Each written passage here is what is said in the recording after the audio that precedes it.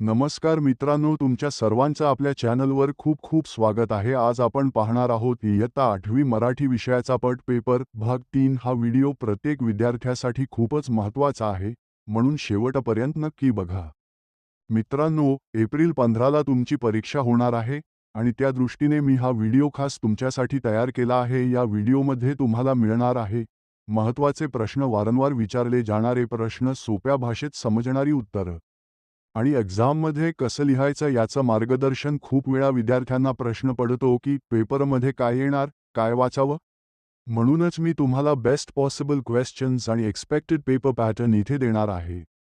जर तुम्ही हा व्हिडिओ नीट पाहिला आणि दिलेल्या प्रश्नांची तयारी केली तर तुमचे मार्क्स नक्कीच वाढतील. मित्रांनो, हा फक्त एक साधा व्हिडिओ नाही आहे, हाच पेपर येण्याची खूप जास्त शक्यता आहे.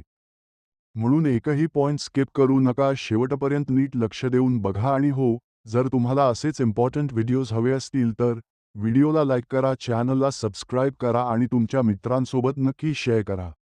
कारण तुमच्या एका शेअरमुळे इतर विद्यार्थ्यांनाही मदत होऊ शकते.